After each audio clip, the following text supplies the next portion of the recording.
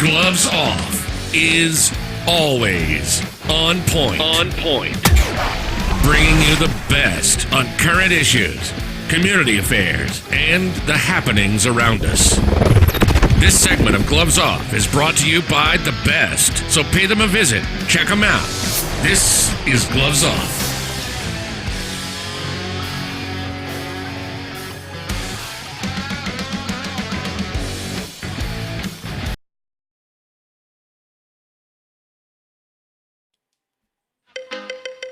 Well.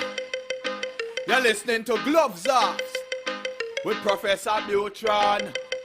Alright then, I say words on point, straightforward. No jibber jabber, everybody forward. Issues, facts and solution. Get it at Gloves Off with Professor Buitrón. Alright, one of the thing is a revolution. Get it on point with Professor Buitrón. Gloves Off, no nonsense issues, politics, community. A better men follow reader. Gloves Off, a revolutionary show with everything that you need to know. With Professor Buitrón. Watch ya!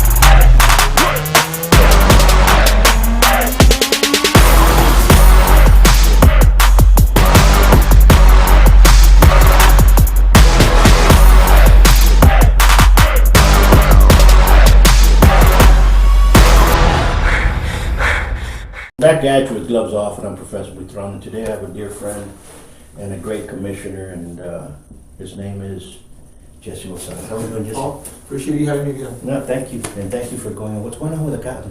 Oh man, county's busy. You know, there's always good stuff going around. We had a special meeting on Wednesday, and the special meeting was, to see what we're going to do with the HEB building. We bought it almost a year ago, and we want to make sure we're getting it to good use, right? There was ideas there in the beginning of having it, to the sheriff's office and to the tax assessor. We're running out of space. We ran out of space, in general, county-wise. So we're trying to do a little shifting here and there to better accommodate the other offices. District clerks needs a bigger jury room. Sure. I mean, that's a given. So if we move the tax assessor collector's operations from the Justice Center, then we'll move the jury room to the downstairs area. That would kind of create a lot more, and it'll do a trickle effect. So have a jury room in the second floor, possibly for another court or for the offices. So the space is going to be utilized no matter what. The HEB building is going to be a solution no matter what. The court did decide in that special meeting that we are going to allocate it just to the sheriff's office itself right now. The sheriff, and I work with the sheriff's office. It's scattered in different offices in different areas. He has his admin building right now at 902 Victoria. And then he has a substation over there by 59 across Lifetowns. And then he has other offices throughout Tamien. So we're going to do basically a consolidation of offices for the sheriff's office. Literally there's no parking for the patrol car units. Literally the evidence rooms are to the brim. So yes, we are going to move that operations to the HEB building for now. Right now they're putting the pencil to the paper with the architect and hoping that it'll be enough space. I think they're shooting for about 35,000 or 40,000 square foot. The building's 48,000. It's perfect. And if there is a little bit of savings in space, then we'll see what we can do with those offices or leave it for room for growth, So, but it is a big answer to us, the HEB building. It was a good investment overall. More than anything, we're not going to have that eyesore of an abandoned building like we do have with other buildings throughout the city. So that's always a plus. Absolutely. When the sheriff's continues growing, I mean, it's a department that's continually growing, and I think the parking, because everything's kind of cluttered over there when you pass by. Would he still have different substations out or no? Now he'll have substations for better response times instead of substations because he has no room to be at the admin building. So basically, you will have, just like the city, LPD has substations throughout the neighborhoods. We're going to have substations Absolutely. throughout the precincts. But it'll be for faster response times more than we don't have space, so now we have to be housed over here. So it'll be a lot better. Absolutely. What else do we have coming up in the near future with the county? I've seen a lot of talk about the water issue, especially with what happened with the city. With the city, yeah. Did that affect the county in anything? It did to a point. If you remember correctly, before I took office, before 2014, 2015, the water crisis in Rio Bravo, where they had to be on hard boil for a while. Since County Judge took office, Tijerina, that was his mindset. Let's fix the water issue. And then when I took office, we had the same mindset. The rest of the court members as well. To date, we pumped in over $10 million to that water plant. It's one of the best water plants right now in South Texas. We have technology out there that's second to none. But it did raise a lot of concern and doubts again. And I don't blame the residents from Rio Bravo and Cenizo. Some people don't know that it's a different water plant than from the city. And some people do know, but they raise doubts again because they've been through that for a long time, and it was pretty bad out there. I'm proud to say we have a TCEQ letter that we received. I opened up yesterday, barely, and I'm going to put it on social media. I opened it up yesterday. It's dated October 15th from TCEQ, saying they were responding to an anonymous complaint. Again, I don't blame them, right? They've been there before. Absolutely. But these complaints launch an investigation through TCEQ, and all it does is make sure that we're doing our job. So we don't get offended by these complaints. We welcome them. And that letter, which I'll be posting later, and I can forward it to you as well, it states there that upon investigating, there is no violations from our Webb County Rio Bravo water plant, and we're at 100% compliance. So that for me, hopefully it's going to ease the mind of the residents of Rio Bravo and Cenizo, those who are customers of that water plant. I'm just proud to say that the hard work that has been done through water utilities directors and the employees, and more than anything, the proactiveness of the court has been keeping up that water plant at 100%. Absolutely. That water issue, especially with the city and everything that happened, and the mass hysteria, it opened the eyes to many. We're really not prepared for something major coming here. The county and the city have to come together as one unit, and really, step up their networking and step up a little bit more their use of security in one unison, because it was a mass hysteria. If something really happens, we're screwed. Definitely. I mean, there's no doubt about it. That weekend when it hit the boil notice, obviously I was affected in the south. Sure. It created a lot of social media chaos, and the city responded well. The county offered to help in any case. Absolutely. But they were prepared. They just had to go through the process, and I know that process. I've been there. So TCQ, can say yes, but not yet. Yes, but not yet until we clear, and then we have to wait for Austin. But at the end of the day, yes, it did create a panic in the city more than anything when they created the citywide boil notice. The stores, H-E-B, Walmarts, convenience stores, everybody was out of bottled water. People were driving to San Antonio or to other areas just to bring bottled water. So yes, we are not prepared to handle. But I think this was an eye-opening for everybody, even for the county. We want to make sure we're ready for any type of crisis that hits Laredo or Webb County. Nevertheless, it was a good approach. H-E-B came on board, donating waters to everybody. So thank you, did Budweiser as well. LNF Distributors was on point on making sure they had enough water for distribution. Yeah. So it's a team effort. It's a community effort at the end of the day. That's what we talk about, and there has to be some other issues, and I hear a lot of rhetoric with, let the experts deal with it. Mm-hmm. And I go, we already did. You know what I'm saying? The expert did it. Mm-hmm. You know what I'm saying? So it's kind of, I'm being more facetious than anything else, but when you start looking at it, we really need to be prepared, in general. We have to. Because this thing's going to hit hard. And I'll say this, and I don't want to offend anybody, but even in Webb County, we have to make sure that the employees that are working in those water plants, we have to make sure they're doing their job, and we have to, keep tabs on the employees, on everybody that's involved in that operation of that water plant, and I'm talking about Rio Bravo, right? The same for the city. I'm pretty sure, the councilmen and mayor, the city managers and their staff are making sure that, it doesn't happen again. That's the last thing that we want. And again, it did create a buzz over there in Rio Bravo and Cenizo as well. But, I'm proud to say we're working it, we're working it together, and we're going to continue to work it together. Absolutely. Absolutely. What else do we see in the county coming around here that you foresee? So yesterday we had a little sneak peek unveiling of a couple of buses that are going to hit, the rural areas. As you may know, maybe the community doesn't know, but El Metro is, city transit, and then we have El Águila that is rural transit, and they're grant funded, of course, and some of the operations comes from the county. Yesterday we did receive, and we did see 3 additional brand new buses that are going to be able to be, El Águila travels 300 miles on a daily basis, because we all know that, Webb County is the 6th largest county in the state of Texas. And a lot of that transportation goes to Rio Bravo and Cenizo, to and from the city of Laredo, obviously, right? 2 of those buses that are brand new are going to be dedicated to the routes of Rio Bravo and Cenizo. It's a very good investment on the county side. We did have a cash match since it was a grant. But again, the proactiveness of the court together, with the county judge and the rest of the commissioners, never doubt, where the need is there for the community, it's going to be there, and they're going to be supporting it. So I do want to thank my colleagues at the court for always, being proactive and helping out the quality of life. So these brand new buses are going to hit the streets this weekend. I think we just need to get them wrapped, put the logos on there, and they're good to go. Again, we're trying to make it better for our constituents. And Aguila, our director there, Martinez, Robert, he's a good guy. He's always on top of things. So that's always, that's always a plus. Correct. And how long has the Aguila been? It's been in existence for a while, since I can remember.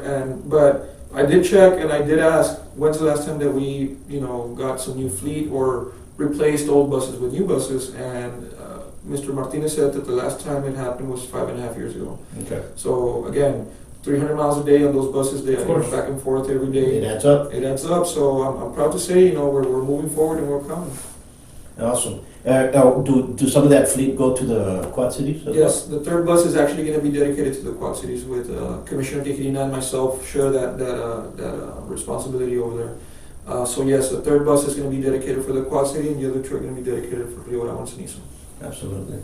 There's also some talk about a lawsuit coming up that will join against the famous fence, that we own there barely that we need and in general, But how do you come with it? Why? What's going on? Well, the wall itself is a hot topic. It's a debatable topic, left and right. Everywhere, social media, everywhere you want to look and turn, there's always that topic about a border wall. Sure. I'm not going to say it's not needed. I'm not going to say I'm against it or for the wall. I'm against a wall to a certain extent, right? I'm in law enforcement. I've worked at the sheriff's office all my career, and I do see the need. I do see the crime that spills over. I'm not saying Webb County is in a state of emergency. That's why we actually joined the lawsuit, to say, hey, there's no emergency here, right? And then the funding issue. I don't like the fact or the idea that they're pulling from the military funds. I don't want to see anything cut from the military itself. I think, we need to make sure our guys in the services have everything that's needed. But then again, I'm not in the federal government, so I don't know the numbers per se. But that's why we actually joined the lawsuit that the city also joined, and other counties surrounding the border area. If you ask me when I ate the wall, I said yes, we do. We do need, but there's more than just a physical barrier. I say, bringing on the technology down here, bring on, a virtual wall, bring on the layers that the sheriff's always been talking about, the layers of security that's going to stop these individuals by, crossing over with drugs or violence or whatever. But if you put more boots in the ground and you provide that technology funds, I think there's all the other alternatives that can help that virtual wall per se. The wall issue has been around for a while. Yeah. Clinton approved it, Bush approved it, Obama approved it, and all of a sudden it's a hate thing if Trump approved it. So when you look at it that way, the wall's been approved by previous presidents. Previous presidents have seen the need that we need the wall. it factors in so many different variables. Everybody has deteriorated the crime essence of it, the human trafficking, the human organ market that we have, the gun running, the drug running.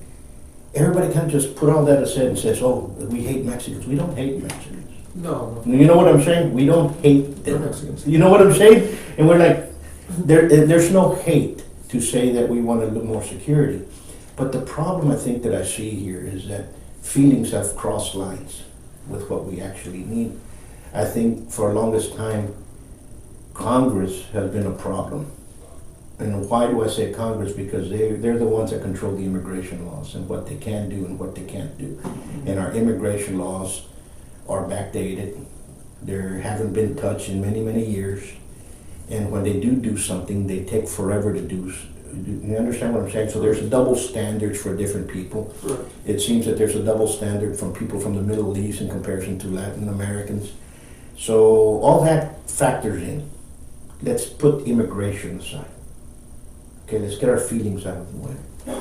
As a security purpose as well as, we do need the wall. We do have a lot of gun running. We do have all those issues, we have them here. Now, what people call an emergency, it's a different story. Exactly. I'd rather see a wall up there to protect one kid from getting in drugs, put two walls. Understand? Of course. We had our previous sheriff, previous administrator, and they found a bunch of stuff. Rick Flores and a coalition of sheriffs went to Washington to testify about all this stuff. You know what I'm saying? Yeah. So, and it was kind of just like, yes, and now it's being ignored.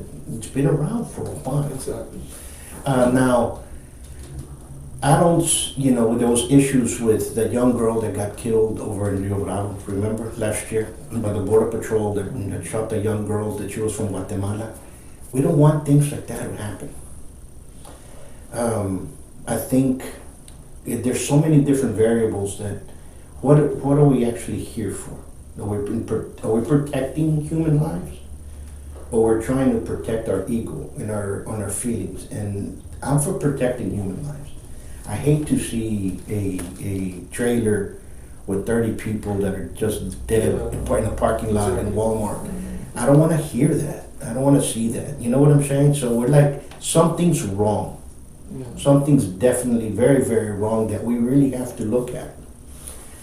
You've been in law enforcement. What do you see on that side? Well, the way I see it is, like I said, the wall, per se, do we want a physical barrier wall? Or do we want to try to come up with another solution? Nevertheless, I started my career back in 2004 with the sheriff's office. I was working at the jail.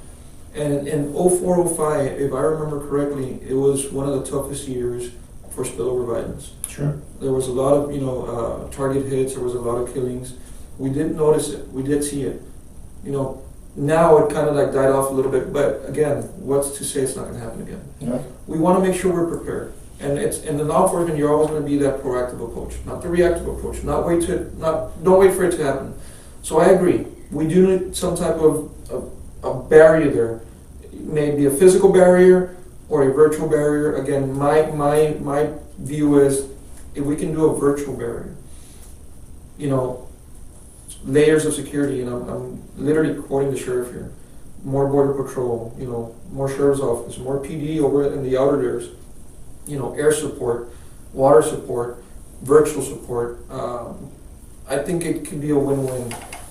No, that doesn't work. Obviously, we don't know what the permanent solution is going to be. Even if you create a barrier wall and a physically barrier wall and just put it up there, is that going to stop it 100% or not?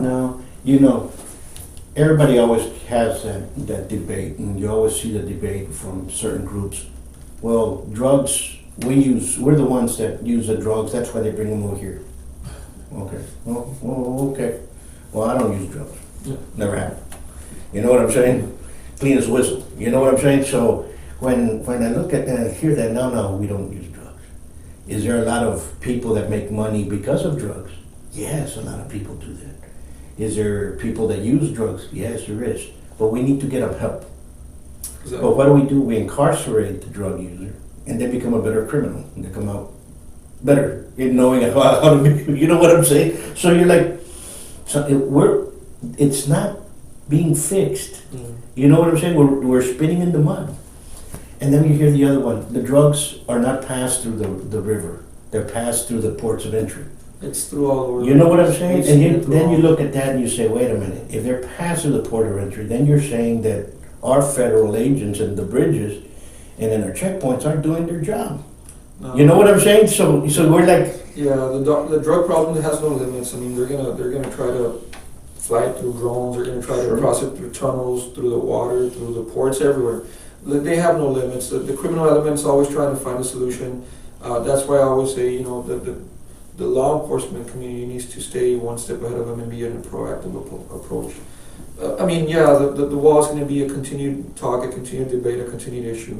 The amicus brief that the county decided to come on board is basically, we're not declaring Webb County a state of emergency. We don't like that mindset. It's affecting our community when you do that. When you're trying to, you know, promote, you know, bring people from out of states or from other cities to come and provide services, for example, psychologists, you know, doctors to come and work for the hospitals to provide those specialty services that are needed. They'll research Laredo, Webb County, oh no, emergency, I don't want to go work there. And, you know, it's affecting us. It's a trickling effect, and we don't want to send that message. but that's been, that issue of not coming to Laredo because of violence, that's been going on since the SETA started moving in. And a lot of businesses, especially a lot of the hunting has gone down because of that, because people do not want to come here because they think they're going to get kidnapped. I see that. You know, we have tournaments here, and I was talking to in the martial arts tournament. We're having our state next year, and I was in Dallas, and these are martial artists. Oh, we don't want to go to Laredo because, you know, there's pirates on the road, and they take. I go, what pirates? What are you talking about? So, you know, they're confusing. They are confusing Nuevo Laredo with Laredo. Laredo. You know, They so are. we need to understand that it is out there, and we are the ones that have to give the better image for that. Exactly, I totally agree with you. But the same thing happens to me when I go to conferences upstate, Sure. and when they ask me, "Where's Webb County?" I go, "Oh, you know, border city, Laredo." "Oh, is that dangerous?" And I go, "No, actually." And I always use a great example. I go, "Actually, we're pretty safe, you know, per capita, you know, the population, you know, our crime rate compared to bigger cities per capita is actually safer." You know, so again, there's a big presence of law enforcement community here that work very well together, from the state, city, you know, to the federal level, and that's what I love about Laredo and Webb County. So I'm proud to say that whenever I go, I get asked, you know, Webb County and Laredo is a very safe city compared to others. Oh, absolutely. You know, absolutely. So we have to keep that. And who's the attorney that's going to be taking care of it? Is it somebody else? Well, I think every entity is going to provide their own brief. So in other words, we need to see what risk Rio Grande International Study Center sent to us from other lawsuits that are on board on this amicus brief. So RISC is the one promoting this? Yes, RISC and other organizations stemming all the way from Washington. But, you know, I think at the Washington level, they're on the federal level. And the county level is going to be a state level, so it's different lawsuits. It's kind of confusing a little bit, but I think they want to show everybody that comes on board, kind of do like a class action type of lawsuit. But more than anything, our legal counsel in the county is going to provide it for us. It still has to come back to the court for approval. So, you know, we did agree to join it. Now we have to look at all the legal, you know, stuff and then create our own and go from there. Or withdraw if it's not worth it. Exactly. So it has to come to court again, and there's where you're going to say yes or no as a court. I know Commissioner Gato did bring up a good point. You know, he did abstain. He did, you know, vote against it. But he had a good reason. He said, I haven't seen the lawsuit. Why am I going to vote for something that I haven't seen? So I totally understand him, you know. He has a very good point. Why vote for something that we don't know? But that's why we voted for, let's bring it to the table and let's see where it's going to be, you know, worth it or not. But this amicus brief that we did is, we're not opposing the wall per se, we're opposing the state of emergency and the funding that's being pitched at or recommended to use for that wall. So it's another different component per se. Okay. What else do you see? What else do you see in the before year's end that we're going to see here in Webb County that's going to affect everybody? Well, what do you see changes wise? I'm gonna brush up on 2 points. On the last Commissioners Court meeting, you know, which was a couple weeks ago, We did approve the contract already, finally, for life downs Okay. for the fairgrounds, and it was a lot of back and forth. It's been, I think, close to a year also, but it's a big decision, and we want to make sure we do the right decision. It's going to be, it's going to be an investment. But again, it's an investment for our community. It's an investment for our county, and more than anything for us, for our youth, our students, our 4-Hers. There's going to be a lot of stuff to do in that up and coming project. So we're coming up with a 11% in the contract of the total for the engineer company and the construction company, I think. We, as a court, decided that 11% is going to be a little bit too high, so we dropped it down to an 8, and yesterday I heard that they did sign the 8%, so it's coming back to court to accept it, that we move forward for the project. It's going to be a really nice investment. Now, what we're trying to do as a county is, we're not going to be in the money-making business. We're not a private business. We wanted to stay afloat, pay itself off. We don't want to be, dishing in money and because we're in the red. But we're not there to make money as a fairgrounds. We want to make sure we have it available for the community, for different organizations to take advantage, like the Men of the Bull from Crime Stoppers. A lot of different organizations that utilize the fairgrounds. But now it's going to be a lot better. So now we're going to have a lot more entertainment, a lot more events, a lot more functions for the community. So it's a win-win. So it's going to be a good investment. But at the end of the day, it's for the community itself. Absolutely. So that's the latter part that you see for this year. Exactly. So we're bringing it back. The other issue I did want to touch up on is there's a misconception about the medical services of Webb County. We were in a town hall meeting in Encinizo. So I represent Precinct 1, which covers Rio Bravo and Encinizo. Sure. It also covers Mirando, Southern, Laredo, and of course Maganahain. Now there's 3 different issues or justifications that I want to clear up.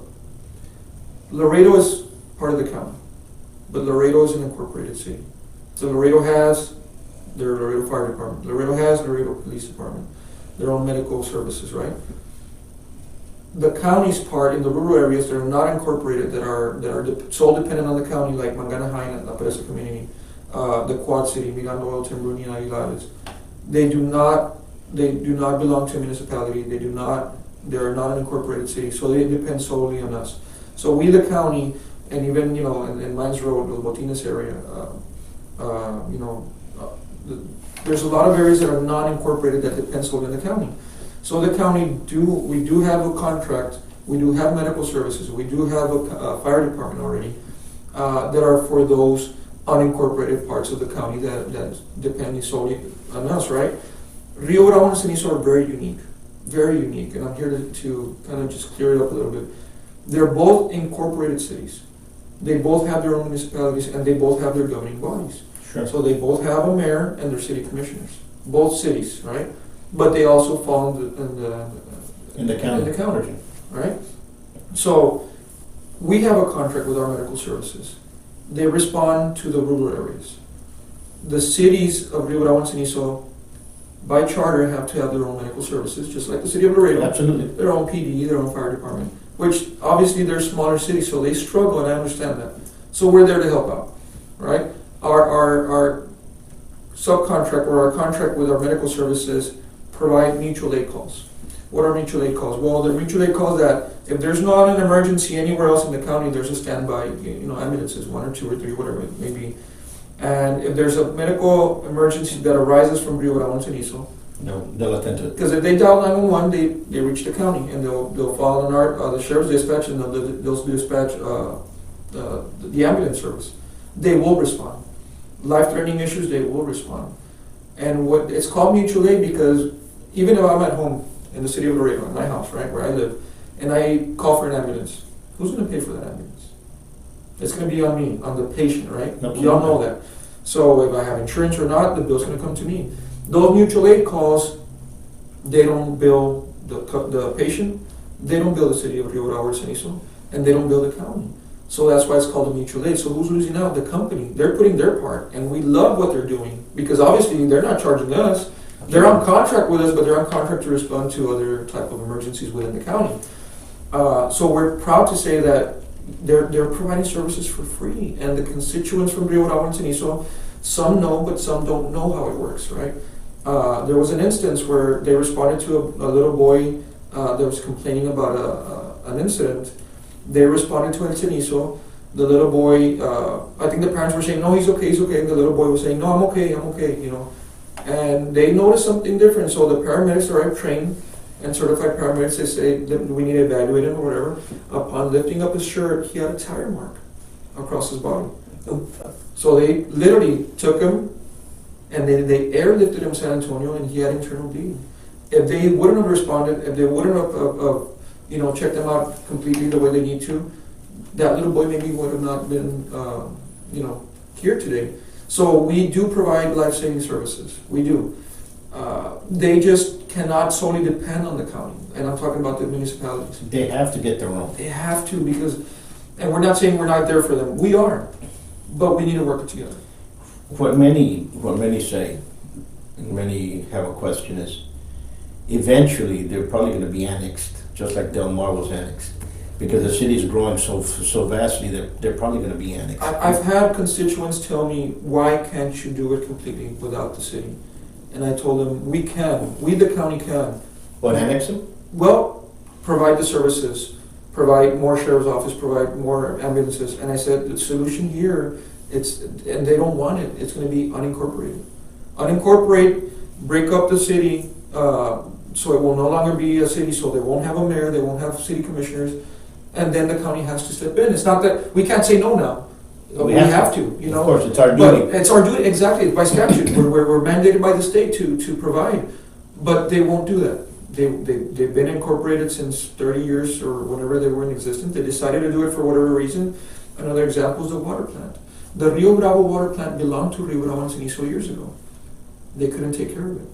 They couldn't take care of it. They were, they were underwater. They couldn't handle it anymore, so the county took over. So now it belongs to the county. So again, I'm there to work together with both cities, and my court members and the judge, they back me up, and I appreciate that. We're there to provide services. We're there to help them out. We're there to be available and to improve the quality of life throughout. We just need to make sure that the city, the city governing body of both cities, both mayors, both commissioners, they need to work it together. They are collecting taxes from the city, from their constituents, from the community. So, we just need to make sure we somehow come up with a solution and work it together. But I'm proud to say that, again, through County Judge Tijerina, always supporting, and the rest of the court members, we're allocating about $1 million to open up a south fire station, a south Webb County fire station, to better respond to Maganahain or Espejo Molina or 83 South all the way to the Zapata County line. So that'll have faster response time more than anything. That's what we're going to do. But still, the cities need to make sure they do their part and work it together. You see, that's what happens. See, here a lot of people they're like this, give me. But you have to do your part. I mean, I love we have to work. There's out. There's a difference between helping out and, understand what I'm saying?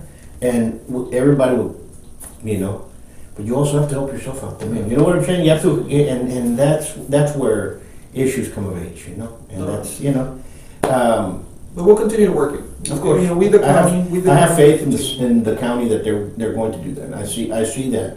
I see that change. Okay, I see a change. The county has become like a unit. It's trying to move together. That is something. And I think that's the way it should be done. Not everybody just it's no longer the south, the west, the east, the north. Now it's just Webb County. We're united. It's Webb County. I like that a lot. And the city has to do the same thing. It can no longer be. It has to be the city of Laredo. Mm-hmm.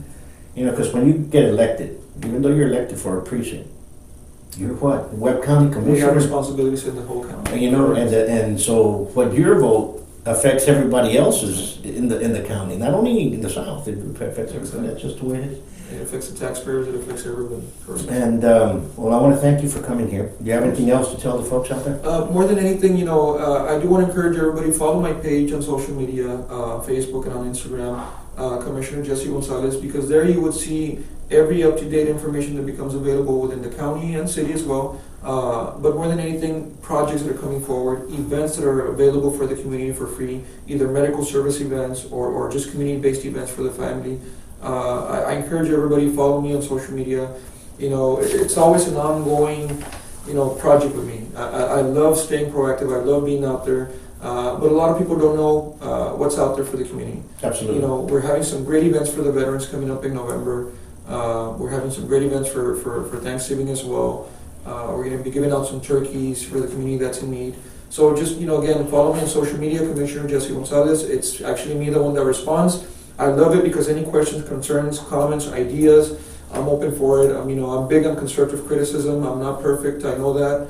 So I welcome everybody to come on board and share their piece of the pie and share their ideas and complaints. I don't mind, it's like I tell people, I don't live in Rio Bravo, I live in Cenizo, so I don't know the actual, if you don't tell me about what's going on, I wouldn't find out.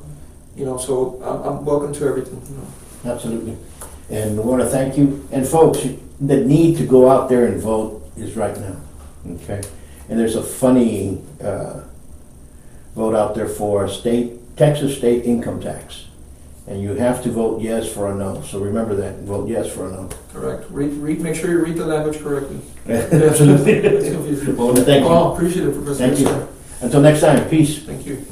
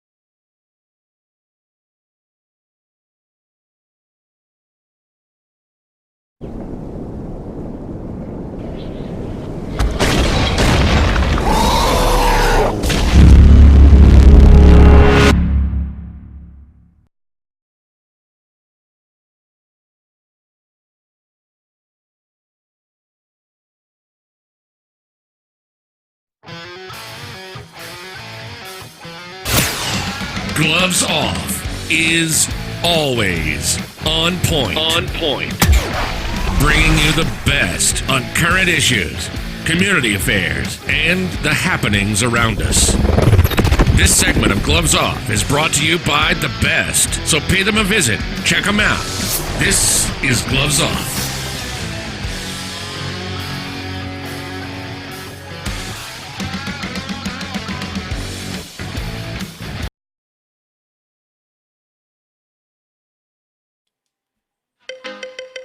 Well. You're listening to Gloves Off with Professor Buitrón. Alright then, I say words on point, straightforward. No jibber jabber, everybody forward. Issues, facts and solution. Get it at Gloves Off with Professor Buitrón. Alright, one of the thing is a revolution. Get it on point with Professor Buitrón. Gloves Off. No nonsense issues, politics, community. A better men follow reader. Gloves Off, a revolutionary show with everything that you need to know. With Professor Buitrón. Watch ya!